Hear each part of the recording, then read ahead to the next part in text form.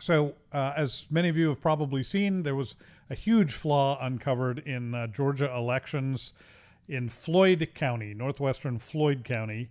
2,600 ballots were found that had never been counted. They'd just not been, I guess, uploaded from a memory card. I was about to sound like a Bostonian. From a memory card. Just overlooked for whatever reason, didn't get uploaded. 2,600 votes. Of course, these votes broke strongly for President Trump, basically 2-1, about 1,643 votes for President Trump, according to the Georgia Secretary of State's office, 865 for former Vice President Biden, and 16 for the Libertarian candidate Joe Jorgensen. So that's about 778 additional votes for Donald Trump that he has picked up and will be reflected in the certified result, according to Gabe Sterling, who's with the Secretary of State office in Georgia. In the wake of this, it's really seemed to reveal some rifts in the Georgia GOP that were really kind of surprising. So, Secretary of State Brad Raffensperger, who is a Republican, called Representative Doug Collins, who is a Republican, a liar because of things that Collins said about the election results in Georgia and the process in Georgia. Collins, of course, is helping to head up Trump's recount efforts in the state. Collins then called Raffensperger incompetent, and both the incumbent senators in Georgia, David Perdue and Kelly Loeffler, both of whom are in a runoff election in January, again, both Republicans, have called on Raffensperger to resign.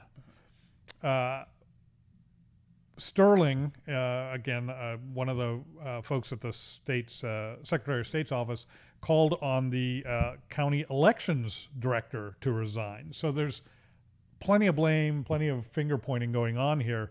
It is sort of disturbing to find 2,600 ballots in an election that is a state elections that's so close. It's about 14,000 ballots. This is like, one ballot out of every 6, roughly. I just did that in my head, but something like that. 1/6 of the margin suddenly, come out of thin air. Who do you blame for this? Who, in all of this finger pointing, who do you look at and say, okay, buck stops with this guy, he needs to take the blame for it? Andrew? I mean, I think, of course, the county needs to be blamed, and the folks who were, it needs to be looked into with regard to the folks who were on the ground working those machines. Now, that's all well and good to say, but at the end of the day, it does need to fall on the Secretary of State. And I mean that in every state, whether it's a Republican in charge or a Democrat in charge, they're in charge of the election. And when you're in charge of something, at the end of the day, even if the gross negligence is, downstream from you, sometimes you have to take the blame for that. Most of the time, you should be taking the blame for that if you're a good leader, right? And that's easy for me to say as someone who's low level up here.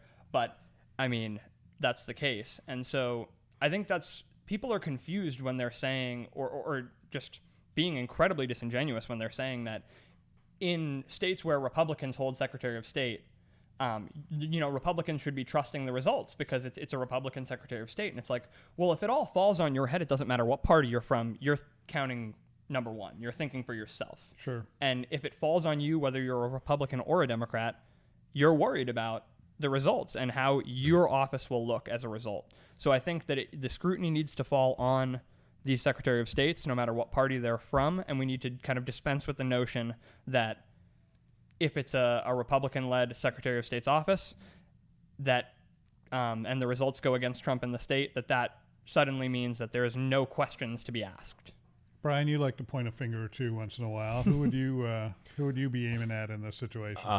First, I'm going to say, I'll look there. Please don't turn this off yet, but I actually do think some blame can actually be placed on Trump and his administration. Okay, why would you say that? They've had 4 years now, because Trump has been claiming voter fraud for 4 years now, and it just feels to me like I'm obviously not an expert, I'm not sure what more they could have done, because I know Trump did commission some looks into voter fraud, and they mostly yielded nothing, and it feels like GOP leadership were kind of just content with that and just let it be.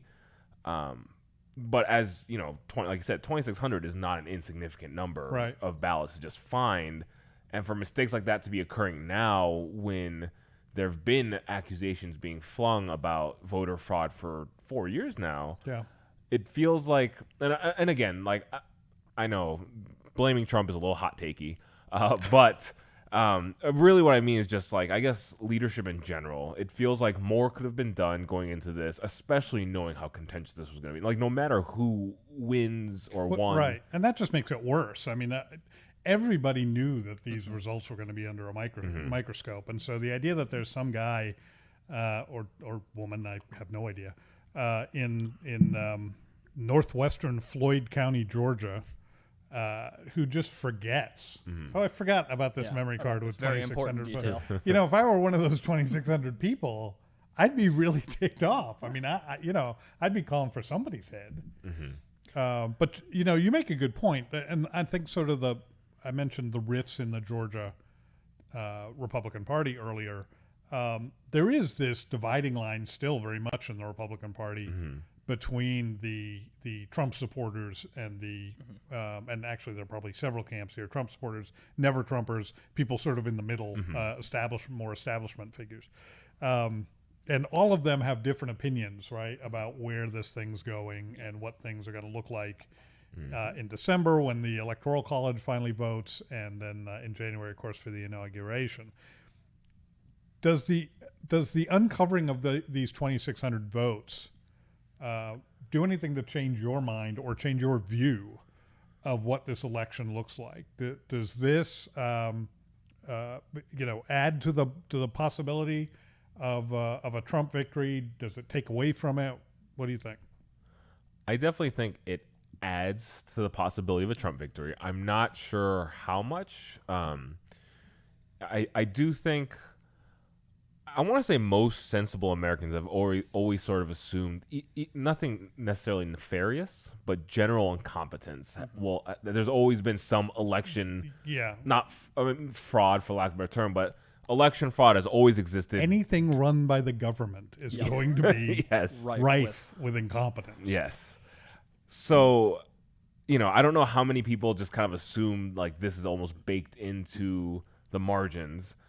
But it does feel that Trump's case, I mean, whether or not you think that those 2,600 ballots or, the however many of that Trump had received, whether or not you think that makes an actual final difference, at the very least, I think it certainly strengthens Trump's case that, something happened this election. Votes. Exactly. Yeah. No, I think that's absolutely right. I think mathematically speaking, when you get at the numbers, if you're down, every vote that's going to get counted from there on out is important to you.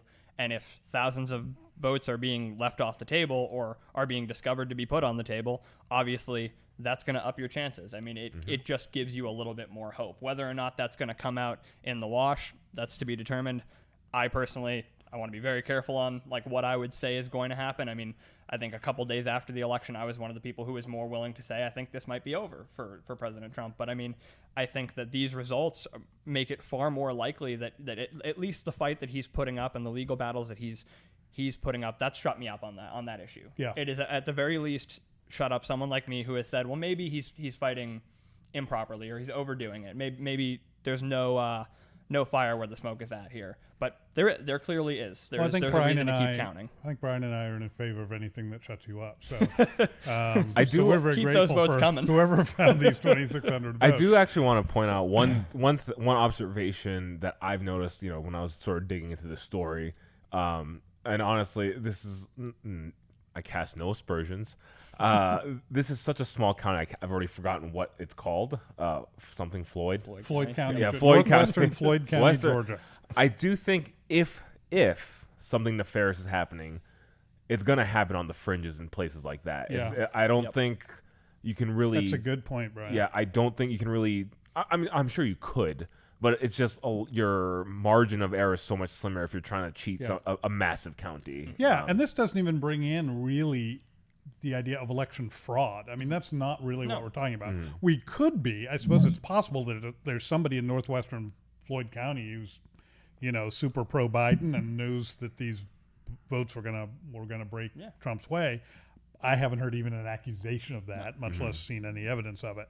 So we're not necessarily talking about any sort of fraud here, but it does open up the possibility of errors that need to be found and addressed. And I think that's a big part of what the Trump campaign's been arguing all along. At the very least, as you've brought up, George, let's double check the government, like the incompetency. Always a good idea. Let us have an eye in. Yes. Yeah, always a good idea.